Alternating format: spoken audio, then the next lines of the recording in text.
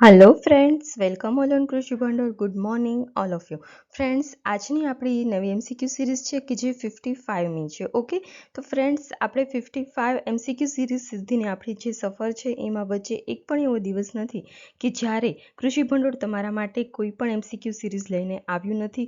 અને આ બધું એટલા માટે જ પોસિબલ છે કે તમારા લોકોનો જે સાથ અને સપોર્ટ અમને મળે છે એના લીધે। ઓકે, તો thank you all of you and start કરીએ આપણે આજની એમસીક્યુ સિરીઝ। ઓકે, પરંતુ તેની પહેલાં અમે તમને જણાવી દઈએ કે તમે આપણી ચેનલ કૃષિ ભંડોળ છે એને લાઇક કરો, શેર કરો અને સબસ્ક્રાઇબ કરો। ઓકે, અને જે પણ નવા ફ્રેન્ડ્સ આપણી જોડે જોડાય છે એ લોકો કે જેને આપણે ટેલિગ્રામ ચેનલમાં જોડાવવું હોય તો લિંક છે એ ડિસ્ક્રિપ્શન બોક્સમાં આપેલી છે, તો તેમનો યુઝ કરીને તે લોકો આપણી જોડે કનેક્ટ થઈ શકે છે। ઓકે, તો ચલો ફ્રેન્ડ્સ આપણે સ્ટાર્ટ કરીએ આજની આપણી એમસીક્યુ સિરીઝ। ઓકે, તો સૌપ્રથમ ફર્સ્ટ આજનો આપણો ક્વેશ્ચન છે કે નીચેના પૈકી કયા ફળોનો સમાવેશ કે જે ટ્રોપિકલ ફળોમાં થાય છે? તો ટ્રોપિકલ ફ્રૂટ્સ ક્યાં છે?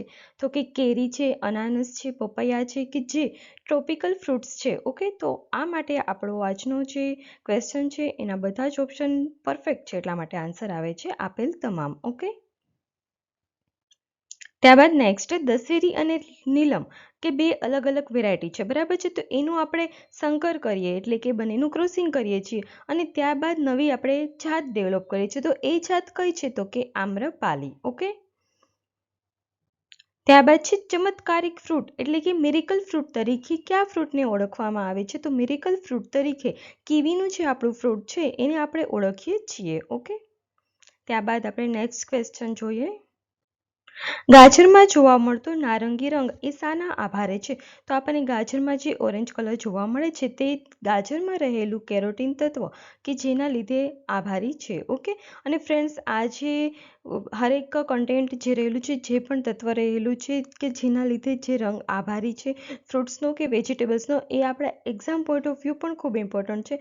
જો એવું હશે તો અમે તમારા માટે એક સ્પેશિયલ વિડીયો લઈને જ આવશું કે જેમાં હરેક વસ્તુનું કન્ટેન્ટનું ત્યાં આપણે ડિટેલ્સ એનાલિસિસ કરેલું હશે। ઓકે, કે જેથી તમને ઇઝી રહે, કેમ કે એક્ઝામમાં આ ક્વેશ્ચનના લીધે તમારા 1 થી 2 માર્ક્સ આરામથી વધી શકે એમ છે, કેમ કે હવે આપણું જે એગ્રી આસિસ્ટન્ટનું પેપર હશે એ 120 માર્ક્સનું હશે, તો એમાં એગ્રીનો જે પોર્શન હશે ખૂબ સારો હશે। તો એમાં હરેક આપણે એક પણ એવો ટોપિક ના છોડી શકીએ કે જે આપણે એવું વિચારીએ કે આ સ્કીપ કરી દઈએ, નોટ પોસિબલ, બિકોઝ આપણને હરેક મતલબ જગ્યાએથી કંઈક ને કંઈક ક્વેશ્ચન પૂછાવાની શક્યતાઓ ખૂબ જ વધુ જોવા મળે છે। તો આ પણ આપણા જે સિલેબસ છે, મતલબ જે એક્ઝામ પોઈન્ટ ઓફ વ્યૂ છે, ઇમ્પોર્ટન્ટ પોર્શન છે, તો આપણે એને પણ વ્યવસ્થિત રીતે કવર અપ કરી લઈશું। ઓકે, ચલો નેક્સ્ટ ક્વેશ્ચન।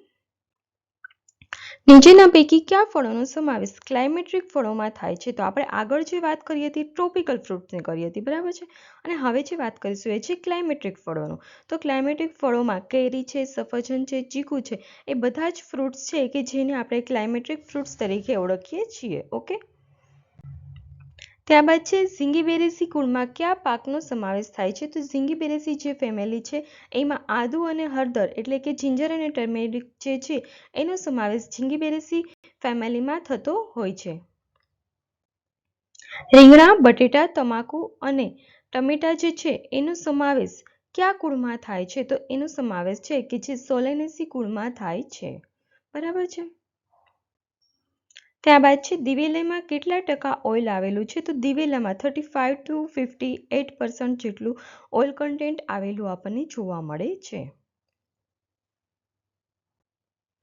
ત્યારબાદ છે પ્લાનિંગ કમિશને ભારતને કેટલા એગ્રો ક્લાઇમેટિક ઝોનમાં વિભાજિત કરવામાં આવ્યું છે? તો જો પ્લાનિંગ કમિશનની વાત કરવામાં આવે તો એને આપણા દેશને છે એ ટોટલ 15 જેટલા એગ્રો ક્લાઇમેટિક ઝોનમાં વિભાજિત કરવામાં આવેલું છે, બરાબર છે? ત્યારબાદ છે આઈસીઆરએ કેટલા એગ્રો ક્લાઇમેટિક ઝોનમાં આપણા દેશને વિભાજિત કર્યું છે? તો જો આપણે આગળ વાત કરી હતી પ્લાનિંગ કમિશનની, તો planning કમિશને total 15 agro climatic zone આપેલા છે, પરંતુ આઈસીઆરએ એ 131 જેટલા અલગ અલગ એગ્રો ક્લાઇમેટિક ઝોન છે કે જેમાં આપણે દેશને અલગ અલગ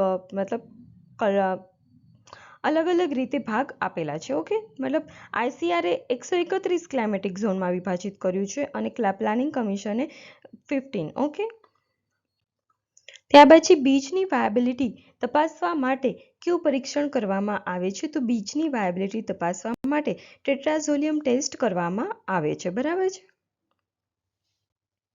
ત્યારબાદ છે પરંપરાગત કૃષિ વિકાસ યોજનાની શરૂઆત ક્યારે કરવામાં આવી હતી? તો પરંપરાગત કૃષિ વિકાસ યોજનાની શરૂઆત એ 17 જાન્યુઆરી 2016ના રોજ કરવામાં આવેલી હતી. અને એનો મેઇન એમ શું છે?